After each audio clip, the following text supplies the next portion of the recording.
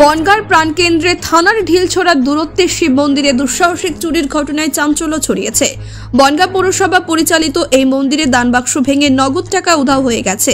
বৃহস্পতিবার সকালে পৌরসভার কর্মী মঙ্গলময় নাগ মন্দিরে প্রবেশ করতে দেখেন দানবাক্স ভাঙা। সন্দেহ হওয়ায় তৎক্ষণাৎ থানায় খবর দেওয়া হয়। স্থানীয়দের দাবি, মন্দিরের আশেপাশে সারাদিন বহু মানুষ থাকলেও কিভাবে রাতের অন্ধকারে চুরির ঘটনা ঘটল তা রহস্যজনক। চুরির ঘটনার পর থেকে শহর জুড়ে নিরাপত্তা নিয়ে প্রশ্ন উঠেছে।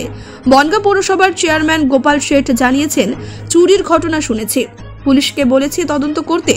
শহরে নেশাগ্রস্তদের আনাগোনা বেড়েছে, আগেও চুরি হয়েছে, আমরা চাই দোষীরা দ্রুত ধরা পড়ুক। পুলিশ ইতিমধ্যে তদন্ত শুরু করেছে এবং আশেপাশের সিসিটিভি ফুটেজ খতিয়ে দেখা হচ্ছে।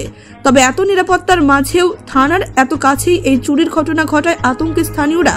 পুলিশের ভূমিকা নিয়েও প্রশ্ন উঠছে। Bureau report, Bangla digital TV.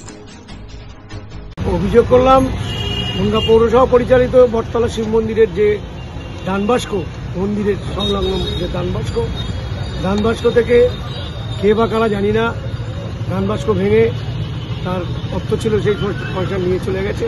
দানবাক্স ভাঙা অবস্থায় পড়ে আছে। আমার ধারণা যে ওই মোড়ের মাথায় গভীর রাত পর্যন্ত লোকজনের আসা যাওয়া আছে।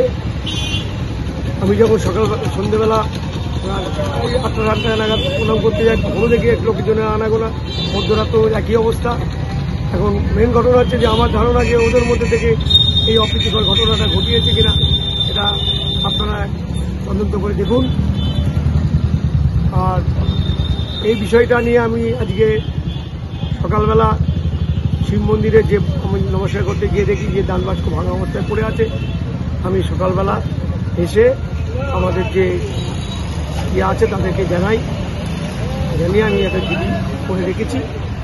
এই বিষয়টা নিয়ে আপনারা একটুখানি তদন্ত করুন, বলে বিষয়টা জানা যাবে, আসামিটা ধরা যাবে।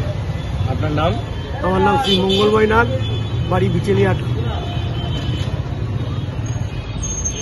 শুনেছি যথারীতি পুলিশকে জানানো হয়েছে। পুলিশ নিশ্চয়ই দ্রুত ব্যবস্থা নেবে, কারণ শহরের মধ্যে মন্দির নয়, বিভিন্ন জায়গায় ড্রাগ অ্যাডিক্টেড এবং বিভিন্ন চোর বনগাঁ শহরের বিভিন্ন জায়গায় চুরি হচ্ছে। মন্দিরকে ওরা টার্গেট করেছে এবং বিভিন্ন বাড়ি থেকেও চুরির ঘটনা ঘটছে।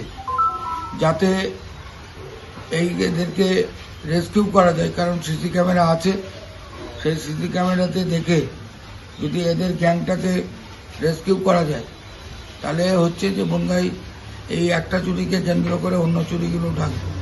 পুলিশ তৎপর, আমরা আশা করছি দ্রুতই এর কিনারা করতে পারে।